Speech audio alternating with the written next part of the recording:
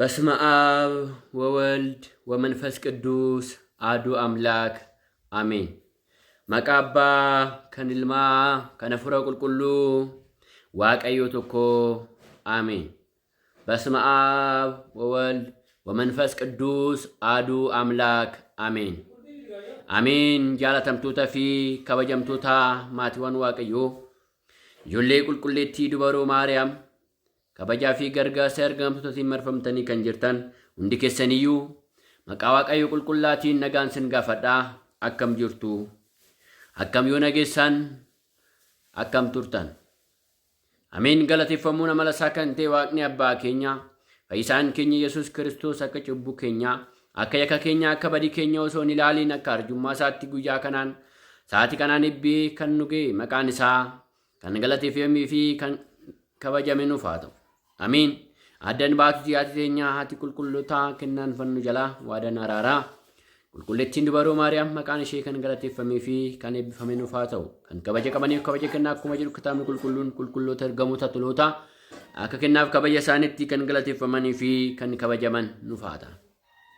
Ka'ii gara Nanawwee mandara guddittii dhaqi. Macaafa raajicha Yoonaas boqonnaa 1:2. Egaa akka fedhaa fi jaalala waaqayyootti guyyaa kanaan geenye irraatii baga geessan. Baga walumaan geenye. Egaa akka seeraa fi mana kiristaana keenyatti guyyaa arrarraa jalqabee soomii torban keessaa soomiin Nanawwee ni eegala. Egaa isaa sababa godhachuudhaan sagalee waaqayyoo daqiiqa muraasa waliin ni baranna. Kan nu barsiisu, kan nu gorsu, kan nutti himu waaqayyoodha. Nuti hundi keenya yoo tajaajila isaati waan taaneef anaan teessisee sagalee qulqulluu Phaawulos isinis immoo akka dhaggeeffattanii hubattanii laphee qulqulleettii Liidiyaa Waaqni keenya gooftaan keenya Yesuus Kiristoos nuuf haa ergu. Egaa ka'ii gara mandara Nanawwee guddittii dhaqi. Egaa dubbiin kun kan dubbateef raajicha kan ture Yoonaasii fi Yoonaas guyyaa tokko dubbiin waaqayyoo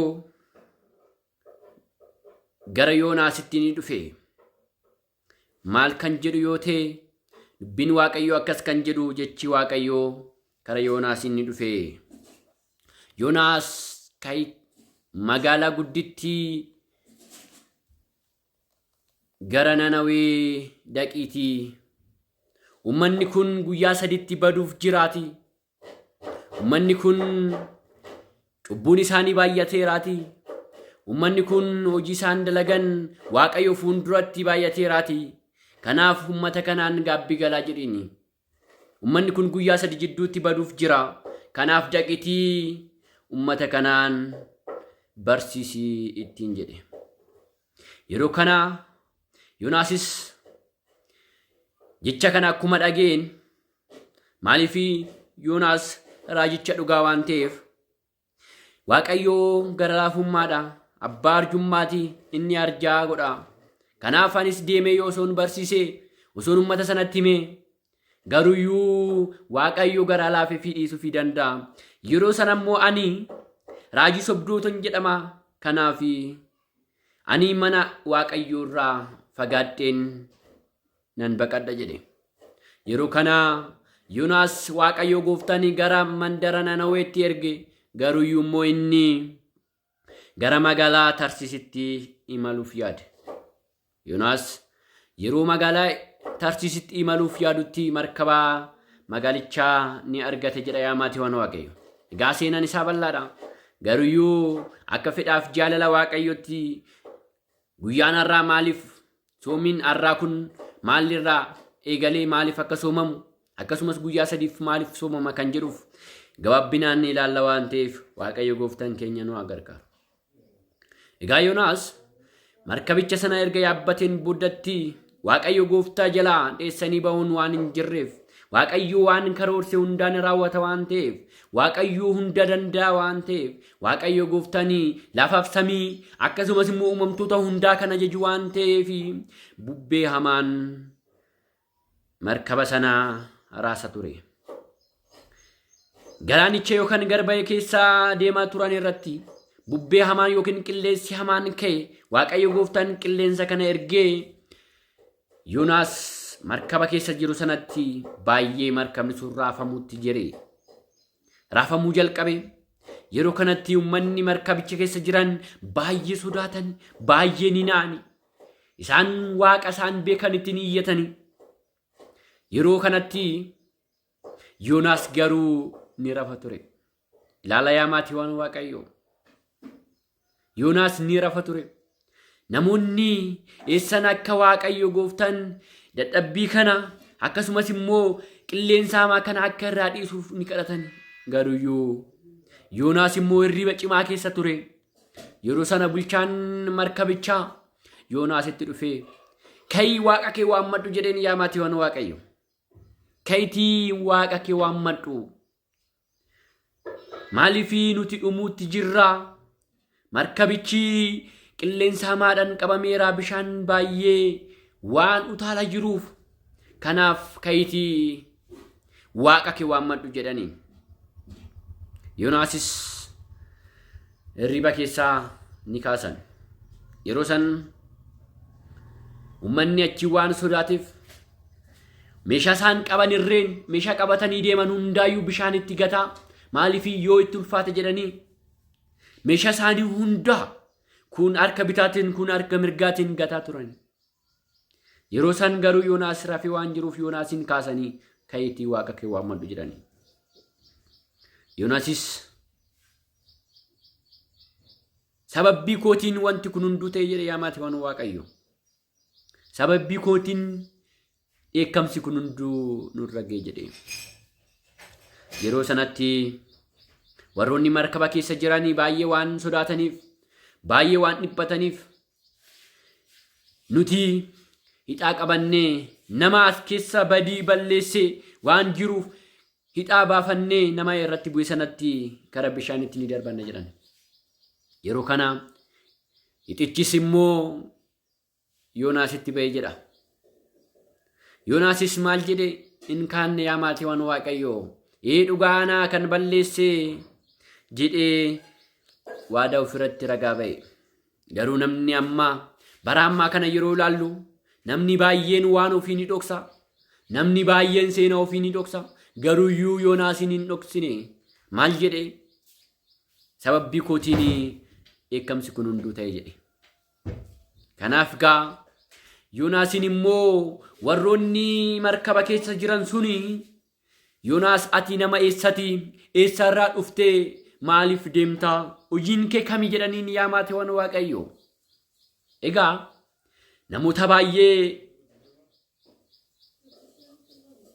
hojiin kee kami? Eessa dhufte jedhanii gaafachuu danda'u. Yoonaas garuyyuu hojii isaatti waan hin salfanneef, hojii isaa waan dhugaa ta'eef ani tajaajilaa Waaqayyooti. Ani samii fi lafa kanarratti Waaqayyoon kan galateeffadhuudha. Duuka bu'aa Waaqayyooti jedhe. Yeroo sanatti warroonni markabicha keessa jiran ni na'ani. Nama biyya eessatti jennaani? Innis biyya Israa'el nama Ibraawiti jedhe yaa maatiiwwan Waaqayyoo. Egaa namichi Yoonaas kun nama Ibraawii jedhee ragaa isaa baate. Yeroo kanas hojii isaa maal jennaan? Tajaajilaa Waaqayyooti jedhe. Namoonni baay'een garuu Waaqayyoon tajaajiluu waan yakka tokko itti fakkaatee hojii isaanii maal inni jennaan? Hojii isaanii kan dhokfatu jiru. Egaa hojiin addunyaa kanarratti fi samii irratti kabajame Waaqa Gooftaa keenya Yesuus Kiristoos galateeffachuudha. Kuni hojii guddaadha. Kanaaf Yoonaasis hojiin koo kana jedhe. Kanaaf hidhaan kun erga itti bu'ee Yoonaas bishaanitti darbamuuf yaadan.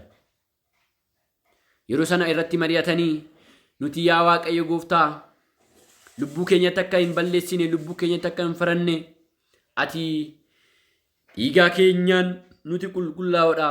Garuyyuu akka fedha keetitti wantoota kana hamaa kana nurraa ittis jedhanii Yoonaasin bishaanitti darbatan. Yeroo kanas egaa Yoonaas bishaan keessatti ni darbatame. Egaa bishaan keessatti akkuma darbatameen qurxummichi guddaan tokko Yoonaasin ni liqimse. Yoonaasin liqimsee Yoonaas guyyaa 3 fi halkan 3 qurxummicha kana keessa bule. Garaa qurxummicha kana keessa bule osoo hafuura tokko hin argatiin. Ilaala yaa maatiiwwan Waaqayyo hunda danda'a kan jedhameef kanaaf dhagaa. Waaqayyo wanta karoorse hundaan ni raawwata. Yoonaasiin Waaqayyo gara uummata Nanaweetti waan ergeef Yoonaas immoo baqachuuf karaa magaalaa Tarsiisitti yeroo imalu bishaan keessatti darbatamee qurxummiin kun ni waaxe yookaan immoo ni liqimse. Yeroo kanas Yoonaas halkan 5 fi halkan 3 fi guyyaa 3 Waaqayyo gooftaan garaa qurxummii keessatti galateeffachaa ture. Ati Waaqa hunda danda'aadha jedhee dhugaa ba'aa ture. Maaliif osoo qilleensa hin argatiin, osoo nyaataaf dhugaatiin argatiin garaa qurxummii keessatti jiraachaa ture. Addummaan Waaqayyo, danda'uun Waaqayyo akkana jechuudha yaa maatiiwwan Waaqayyo. Waaqayyo wanta hundaan ni raawwata. Waaqayyo hunda danda'a kan jedhameefis kanaadha. Kanaaf uumamni hundiyyuu Waaqayyoof waan bitamuuf Yoonaas qurxummicha kana keessaa halkan 3 fi guyyaa 3 erga buleen booda qurxummichi kuni magaalaa Nanawwee caafii yookaan immoo daarii isaatti Yoonaasin ni darbate.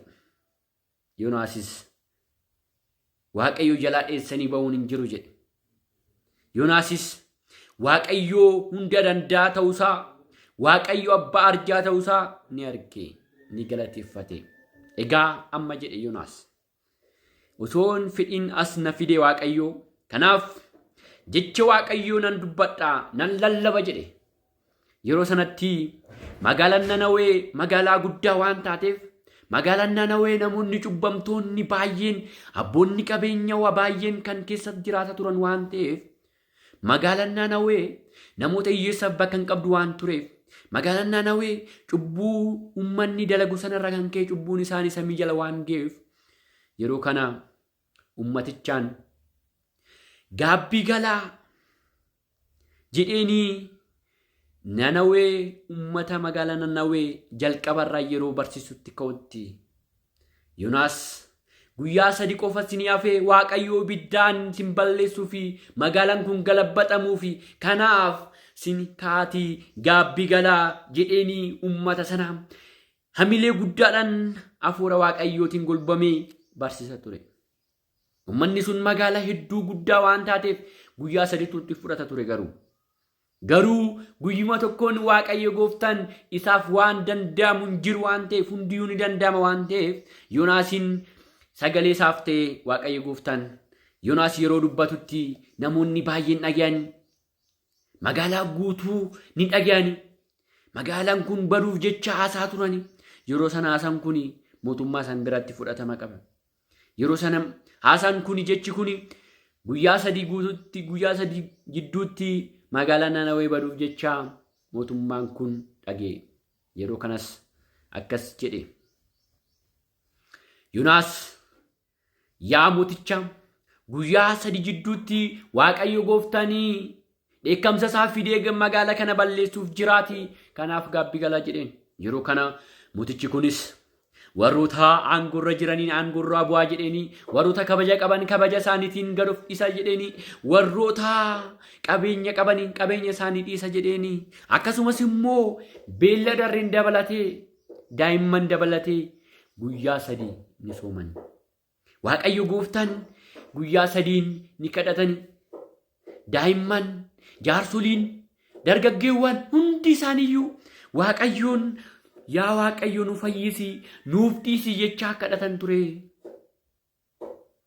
Yeroo kana gooftaan abbaa jaalalaati waan ta'eef inni abbaa dhifamaati waan ta'eef gara laafummaa isaatti baay'ee waan ajaa'iba waan ta'eef Waaqayyo gooftaan ibiddummaa isaa samiirraa gara lafaatti ni fide jedha yaa maatiiwwan Waaqayyo ni mul'ise.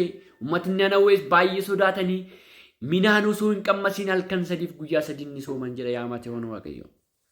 Waaqayyo gooftaan garuu ibidda isaa sana fidee mardaaf yookaan immoo biqiltoota gurguddoo caafisaa tuttuqaa ture. yeroo sanatti baay'inaanii laphee isaanii guutuudhaan cubbuu isaanii machaa Waaqayyoon boo'ichaan sagalee boo'ichaatiin Waaqayyotti dhiyaachaa turan uummanni Nanawwee. Hundi isaanii tokko ta'anii maaliif Waaqayyo gooftaan isaan balleessuuf jira waan ta'eef isaan baay'inaanii baay'ee gaabbiidhaan laphee deebbiidhaan yeroo Waaqayyotti dhiyaatan Waaqayyos dhiifama isaaniif godhe. Dheekkamsa isaa sana ol deebise. Samii irra gad kan dhufe sana dheekkamsa isaa sana ol ni kaase ni deebise. Yoonaasis maaliif Yoonaas Waaqayyo gooftaan itti dubbate akkas jedhe. Ati ofii keetiif yookaan immoo kabaja keetiif dhiphattami. Garuu uummanni 120,000 ta'anii kuni uummata magaalaa kana hundaa osoo maan beekin badani. Ati kana barsiisi jedheeni. Kanaaf kanumaaf jecha uummanni kunis immoo gaabbii galanii jiru. Karaa kootti deebi'anii jiru. Kanaaf dhiifama isaaniif taasisa jedheeni. Yeroo sanas Yoonaas ni gammade. Uummanni sunis bilisanii ba'e. Egaa Waaqayyo gooftaan yeroo nuti laphee keenyaa qulqulluudhaan dhiifamaan kaafannee gaabbii galle mana isaatti deddeebine dhiifama isaa gara laafummaa isaa arjaa ta'uu isaa nuuf mul'isa. Kanaaf nuti hundi keenyayyuu har'a akkuma beekamu bara kana keessatti wantoota hamaa dhagaa jirru akkasumas argaa jirru kana Waaqayyo gooftaan namoota tokko nu kaasee akka nuti gaabbii gallee cubbuu keenya dhiqannee Waaqayyo waliin jiraannu Waaqayyo gooftaan keenya fayyisaan keenya nu gargaaru. Egaa soomni labsii keessaa soomni Nanawwee soomii guyyaa 3 fi halkan 3 soomamuudha jechuudha. Sababbii uummanni Nanawwee soomeef nutis immoo Waaqayyo gooftaan akka nu yaadatuuf Waaqayyo gooftaan arjaasaa akka nuuf laatuuf Waaqayyo gooftaan kennaasaa akka nuuf dabaluuf nutis hundi keenyayyuu laphee qulqulluudhaan akka uummata Nanawwee soomanii bu'aa argamsiisanitti nutis akka soomnee sooma keenyan laphee qulqulluudhaan Waaqayyo gooftaan jaalala isaa kan nu baay'isu nuuf haa taasisu. Egaa soomiin kun soomii torban keessaa soomii isa tokkodha. Akkasumas immoo soomiin kun soomii gooftaa keenya fayyisaa keenya Yesuus Kiristoos yookaan immoo soomii gooftaa keenya Yesuus Kiristoos guddaa yookaan abii soomii torbee 2 dursee kan argamudha. Soomii kana soomnee Waaqayyo gooftatti dhiyaannee cubbuu keenyaa gaabbii gallee Waaqayyo gooftaan galateeffachaa kadhannaadhaan soomnee maaliif kan soome wosoomee watsallee muuna yenes yisito kan soomee fi kan kadhate dhuguma gatii isaan dhabu waan jedhameef nusis soomnee kadhannee laphee qulqulluudhaan mana isaa akka deddeebinuuf Waaqayyo gooftaan nu gargaaru. Egaa kan nu barsiise, kan nu gorse, kan nutti hime maqaan Waaqayyoo kan galatuufamee fi kan kabajame nuuf haa ta'u. Ka'ii gara magaalaa guddittii Nanawwee dhaqi. Raajicha Yoonaas boqonnaa 1 lakkoofsa 2. Waaqayyo gooftaan nu barsiise, nu gorse, nutti hime maqaan isaa kan galateeffame nuuf haa ta'u. ወስብሐት ለእግዚአብሔር ወለወላዲቱ ድንግል ወለመስቀሉ ክቡር። Egaa maatiiwwan Waaqayyoo hundi keessaniyyuu warroonni chaanaalii urjii tawaayidoo daawwattan hundi keessaniyyuu maqaa Waaqayyo qulqullaatiin yuutuubii keenya nu jajjabeessaa sagalee Waaqayyoo faarfannaa waliin ni dabarsina waan ta'eef hundi keessaniyyuu akka Waaqayyo gooftaa waliin ni galateeffannuuf Waaqayyo gooftaan arjummaa isaa nuuf haa baay'isuu. yuutuubii keenya sabiskiraayib, sheer, laayik godhaa nama hundaan akka bira nuuf ga'u Waaqayyo gooftaan nu gargaaru nu jajjabeessaa siniin jennaa jajjabaadhaa maatiiwwan Waaqayyoo. Soomiin kun immoo soomii dhiifama itti argannu, soomii bu'aa itti argannu Waaqayyo gooftaan nuuf haa taasisu. Soomii kana soomnee arjaa ta'uusaa gara laafummaan isaa biyya keenyaa hunduma irratti bakka jirrutti Waaqayyo gooftaan nu haa eebbisu. ወስብሐት ለእግዚአብሔር ወለወላዲቱ ድንግል ወለመስቀሉ ክቡር። ይቆየን።